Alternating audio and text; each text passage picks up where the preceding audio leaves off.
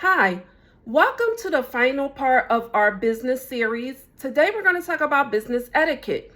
If you have not watched the first three parts, make sure you go back and check those out. The first part, we talked about how to start a business. I gave you guys some tips on how you should go about looking up how to start a business and different things that you need to do before you get started. Then the second week, we talked about trademarks and registrations. That is so important. If you guys do not have your trademarks in place, you don't have certain things registered for your business, you need to watch part 2 to make sure that you have all of your affairs in order. And then last week we talked about collaborations, contracts, and attorneys. Now I get it. Small business owners, these are things that we don't think about, but they are to protect ourselves and our customers. So make sure you guys go back and watch parts 1 through 3. And now we're going to do a quick run through about business etiquette. So what's first and foremost? Of course, good customer service. If you are going to be a business owner, an entrepreneur, you need to be providing good customer service. So what's the first part of customer service? Y'all should know this: communication. The way we communicate with our customers, our clients, our partners, our shareholders is so important. Sometimes we have a way of communicating in a way that could be a little bit offensive, a little bit defensive. Sometimes we could come across not as professional as we may like to be. Sometimes we're misunderstood, and that is because we are not communicating effectively. So you need to make sure that you are communicating clearly, concisely, and that the communication that you're having is going to make you and the person whom you're communicating with come to a conclusion that's going to benefit both of you. Okay, so make sure you are communicating effectively. The next thing you want to practice, and a lot of people don't think about this, is empathy. What is empathy? Empathy is when you can feel for another person. Now, we've heard this a lot. The customer is always right. But we know if you've been in business, the customer is not always right. That's just, don't say that too loud. But the customer is not always right. But guess what? You want to make the customer feel like they're always right. And so you have to make sure you are saying, I understand what you're feeling, or I understand what you're going through. And then you're going to go back to that communication part and start the dialogue on how you can resolve the issue that your customer or client is having. It is not a good idea to get upset with customers or clients or partners. It's not upset to bring personal feelings into the situation. Have some empathy. Let them know you understand. If it was something, an error on your part, you want to apologize. You want to say, I'm sorry that happened. Let me resolve this for you. Okay, and the next thing is responsiveness. We want to make sure we're responding, because I myself have been on both sides. I've been a business owner and I've been a customer. And one thing I don't like is if I'm reaching out to a business owner or an entrepreneur about a product or a service they're offering and they don't respond. I get it. Some of you, business is booming. Some of you are quite busy. Some of you have a lot of responsibility. We have a lot of responsibilities, right? Because typically, especially small business owners, we are doing a lot of duties on our own. However, it is so important that you make sure you have a way to respond to your customers, because just as much as you're successful, you can be unsuccessful. So we don't want to lose customers, and we want to make sure that we're continuing to bring in new customers. So the way to do that is whether you have a website, you have some type of social media page that you can respond to, you have a phone number, there needs to be some type of way people can reach out to you, and a way that you can respond quickly, efficiently, and effectively. So if you are one of those people who are wearing 20 hats, which is most of us, and you are finding that you are overwhelmed, you may want to look into getting an assistant to handle the responses to those messages. If you're finding that you just don't have the time and you're losing customers, or they're no longer interested, or you're missing messages, look into getting some help. And we're going to talk about that as well, because that's part of business etiquette. So make sure that you are responding to your messages. The next thing is problem solving. How are you going to resolve the issues that comes up in your business? Because I'm going to let y'all know there's going to be some issues. It's not always going to be good. It's not always going to be easy. There are going to be some issues. How are you going to resolve those? You have to have good problem solving skills.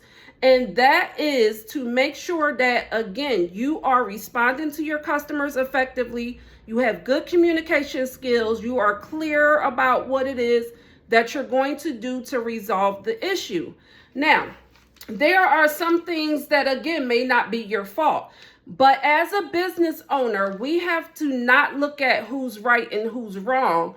Your goal is to satisfy your client and your customers. So with that, you need to be coming up with a solution that's going to keep your customers coming back. So make sure that you're coming up with a solution to problem solve. If you have a business such as myself in this retail, and you don't do like refunds, right? You may have a policy that says, I have no refunds. And the customer can be at fault. Maybe they ordered the wrong size or something like that. And you say, you know what, there's no refunds. But you may say, you know what, I'm sorry that happened to you. I'm sorry that the order was incorrect. But what I can do to try to resolve or take some of that weight off of you is maybe give you a $5 credit next time for your next order, or give you free shipping if you spend such and such a dollars, or whatever it is. But you need to be making sure that your customers and clients are walking away satisfied. Now, also make sure when doing this, you're not taking a huge loss, because we don't want to be taking losses on our business. Make sure that you offer something that's not going to cost you, but is going to make your customer satisfied and you satisfied, both of you together, that you agree on it and that they're going to continue to come back to support your business. Okay? So customer service is first and foremost in what we need to be practicing in business etiquette. Second thing, now I know a lot of people don't think about, this was so important to me. Now, if you watch like any other parts of my series, one of the things I talked about when I talked about collaborations is social media. I touched on it a little bit, but I told the story about how I had a person come to me and say, I want to collab with you. And when I went to their social media page, there was nothing professional on the page. And so that gave me pause on wanting to work with this person, because if you're saying you're a business person, you're saying that you're an entrepreneur, a professional, your social medias should reflect that. So let's get into social media a little bit. Things that are proper to post. Now, I'm not telling you guys, listen, do not come in my comments and say, you know what, I'm going to do what I want to do. You are an adult. It is your business. You can most certainly do what you want to do. But I want you guys to think for the bigger picture, right? Because again, you could be successful. You could be very successful right now with what you're doing, but the goal is for us to continue to grow. So we want to reach bigger audiences. We want to reach different clients. And in order to do that, we have to be mindful on how we're representing ourselves, what we're putting out there. And so on your social medias, I always suggest to people to have a business page and have a private page. You want to separate the two. The reason why is because you don't want to possibly offend any potential customers or clients. You don't want to be on your page posting yourself in the beach, maybe, you know, with beachwear on. You don't want to be posting yourself maybe out drinking and you're inebriated, right? Because we want to make sure we are being represented professionally. Now, you may say, you know what? I want people to see the fun side of me. That you can do, but there are ways to do that. So, same example, you want to post yourself on maybe a vacation or going to the beach. You most certainly can post that, because we want our clients and customers to find us to be relatable. We want them to see that we live everyday life. I tell people, when you are posting on your social media, you do not want your page to look like a marketing ad 24/7. It turns people off, and what they tend to do is scroll right by. So if you're constantly posting buy, I sell, it is a turn off to some people. So what you want to do is take some breaks in between marketing your business and put something that is relatable content onto your page. So if you want to post yourself at the beach, great. Post yourself fully dressed, post the waves, post the ocean, post the seagulls, post, whatever's going on, maybe some food that you had, a nice restaurant. That is great. You can post that type of content. When I say separate your personal from your professional, I mean, make sure that it is tasteful. If you are going to be posting things that are maybe a little bit not too professional, maybe can be seen as a little bit like sexy, like, you want to be putting that on your personal page. If you are posting things about maybe your relationships, you want to be posting that on your personal page. So what I suggest is that you make a personal page and you make it private. That personal page should only be for your closest relatives, friends, people who are near and dear to you, that you know they're not going to go repost your business or spread it or put it out there. You want to separate it though. I see this so many times where professional pages, I go on there and they don't look professional at all. And they say, well, you know what I've been doing has been working. But just think about the potential that you have to go even further. You could be driving away bigger customers. You could be driving away those big accounts that you may be seeking, right? We want to be working with other professionals. We want other professionals to take us seriously. And so if you want someone to take you seriously, you have to take yourself seriously. You have to be mindful of what you're putting on your social medias. I always tell people to steer clear of politics. Politics are touchy. Yes, you may want to say, this is who I support, this is whom I represent, this is whom I voted for, but keep in mind, as a professional, that can be a turnoff for some customers. Now, if you don't care and you just want to put it out there and you say, you know what, I'm only going to take the customers who support what I support, then that's fine. But just, again, keep in mind that you're closing yourself in a box. You're minimizing the potential to bring in more funds, more traffic to your business, more networking, and a whole lot of other opportunities. So just be mindful of that. The next thing we're going to talk about, represent yourself in your business professionally. How you carry yourself. How do you look? Now, that's not to say you got to wear a suit and tie and women got to wear dress and heels every day, but you want to make sure you are at least neat and clean.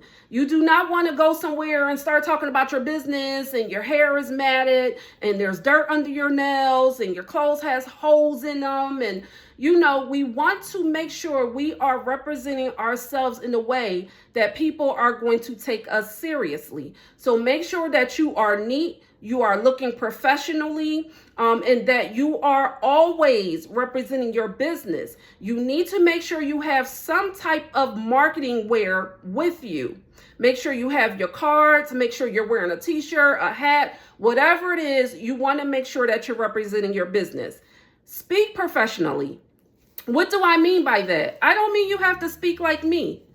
I am from Philadelphia, from the hoods of Philadelphia, and I get told a lot, you don't speak like you're from there. We all speak differently. So I'm not saying you have to speak like me. However, I am saying you should not be talking to clients and customers like you do one of your friends. Like if you go out with one of your friends and you're known to curse and you speak loudly and you're a little bit aggressive and you're the life of the party, that is fine for your friends and family when you hang out, but that may not go over well with clients and customers. You want to make sure that you're making other people feel comfortable. You do not want to be overbearing. You do not want to overtalk people. You do not want to use foul language. So we just want to make sure that we're handling ourselves in a way that is seen as professional. The next thing, we talked about this before. If you are overwhelmed and you are finding that you cannot do all these things, you can't keep up with your social media, you can't keep up with responding to customers, get help. I hear this a lot. People say, oh, you're too young to be tired, or you're too this, or listen, being a business owner is a lot of work. People do not understand what goes on in the background. When you are running your business properly, it is a lot of work, especially for one person. So we need help too. It's okay to need help. It's okay to say, I'm tired, I'm a little overwhelmed, I need some assistance. Go to a person whom you can trust. This is so important. Don't go to, a neighbor on the street. Don't go to somebody that you may have worked for or worked with previously. Make sure this is somebody that you can trust with your business and say, hey, I need help. Are you willing to help me? And then tell them in what capacity you need help in. Now, there is a thing called lack of finances. I get it. People say, you know what, I'm a small business, or I don't have that type of money to pay anyone. Maybe look into an independent contractor. I myself have an independent contractor for my assistant. My assistant is working for me as needed because I don't need an assistant all the time. There are a lot of things that I'm able to handle on my own, but for those times where I can't and I need some relief or I need some assistance or help, then that's when I'll bring her in. And as your business continues to grow, you're going to find that you're going to need more help.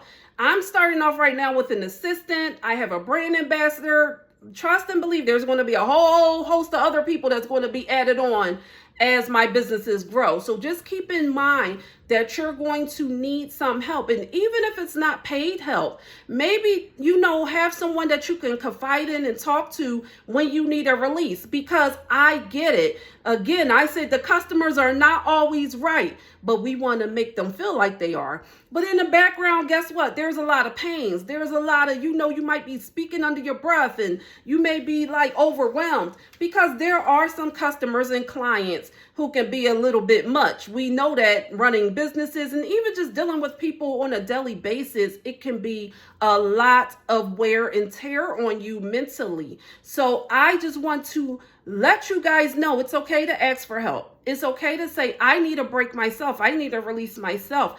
I need some help over in this area, and just be okay with that. The next thing is relax. And this kind of goes along with the get some help, because once you get some help, you can relax, refocus, and regroup. That is so important. So many of us are just, and I say us, because I'm one of those people too, and I'm getting better with it. So I'm not talking to you guys about things I have not experienced myself. Sometimes we overwork ourselves. And yes, we want to be successful. Yes, you're going to sacrifice a lot. We talked about that before. Running a business takes a whole lot of sacrifice. But guess what? There is no business if there is no you. If you are not healthy and you are not in a state to run your business, then it's not going to be successful. You need you to run your business. And in order to do that, sometimes you're going to have to take breaks. When you go, our bodies will tell us when it's too much. So we have to be okay with taking a step back. And it does not have to be for an extended amount of time. You may want to take a day or two. It may be a weekend. But take some breathers. It's okay to give yourself a break so that you can refresh yourself. You could clear your mind. And then you could come back and regroup and start over again and start fresh. Okay? So we want to make sure we're doing that. The next thing is give yourself some grace. We can be very hard on ourselves, me included. When you are trying to do so many things and you are growing businesses and you want to be successful and you're putting in the work, especially if you've been doing it over time. I've been in business for 5 years now. And when I tell you, I'm still hustling, I'm still working hard, and I'm still figuring some things out and putting my hands over here and over there and over there, right? We have to give ourselves some grace, even when things do not work out. Please understand there are going to be some lessons, there's going to be some failures, and there are going to be some obstacles as a business owner and entrepreneur. I want y'all to prepare for that. Now, I know people like to say, I don't speak that into existence, and I don't like to think like that. It's not thinking negatively. It's being realistic about how business operates. When we have this expectancy that everything is going to go right, guess what happens when it goes wrong? People give up on their business. I'm seeing it a whole lot. As soon as people don't make a couple of dollars, or they don't get sales, or something doesn't go right, they give up on their business. And that's because they did not prepare themselves for when the obstacles and hard times were going to come. We have to know that those are going to happen. But here's the thing. How are you going to handle it? That's what's going to make the difference in those who survive and those who don't. How are you going to handle it when it comes along? How are you going to handle that situation where there are hard times, where you don't get any customers, where there's no sales, where there's no clients, where business is slow, where business isn't moving at all, where you kind of question, should I be an entrepreneur? Where you question, can I be an entrepreneur? Those things are going to happen, and that is normal. I want us to understand that is okay. We are not robots, you guys. We are human beings, and we have emotions and we have feelings, and that is okay. I want us to understand that it's okay to be vulnerable at times. And this is why we again have to take a step back sometimes and give ourselves those breathers so that you can learn to give yourself some grace. And what I've learned to do is look at all of the things I've accomplished over the 5 years instead of looking at what's happening in the right now. Because even in the right now, I am still accomplishing some other things. So those are the ways that you need to handle that. You need to say, you know what, this is not going right over here.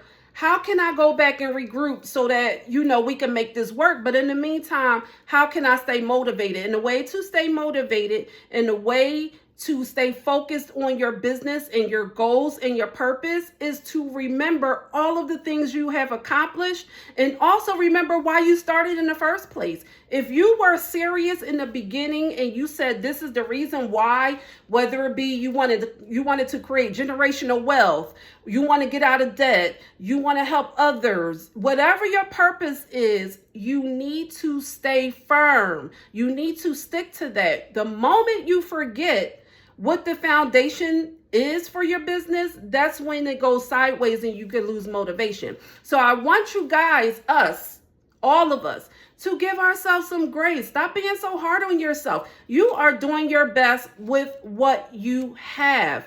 Make sure that you give yourself a pat on the back. It's okay to be proud of yourself. That's another thing I think that we are lacking. We don't give ourselves enough credit and others. It's okay to motivate yourself and other fellow entrepreneurs and business owners, because we need that. It's okay to say, I'm doing well. I'm doing good. I've accomplished this.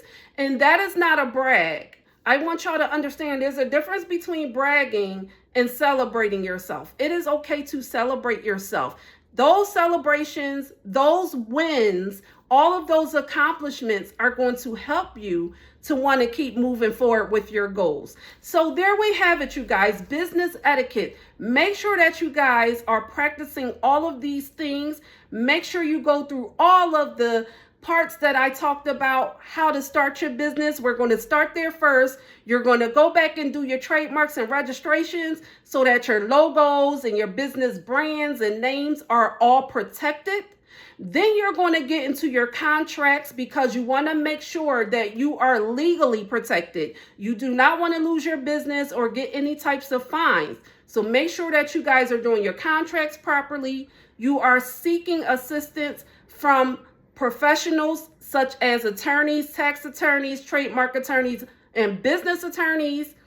And then make sure you are registering with your cities, your states, your counties, all of those things. Wherever you live at, you need to research where you need to register your business, get your EINs, your TINs, your licenses, all of that good stuff. And then we're going to move into all of the things we just discussed with our business etiquette.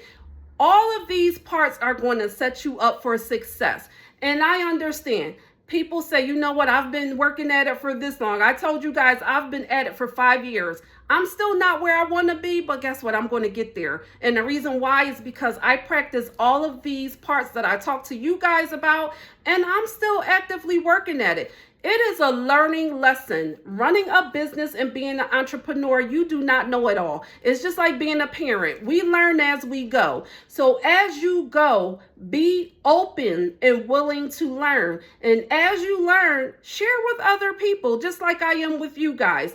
I learned all of these things as I went along, and I am still learning. And as I learn, I am sharing with you guys because I want us all to win. There's room for everyone to be successful as long as we support one another. Thank y'all for watching my business series. I will talk to y'all soon.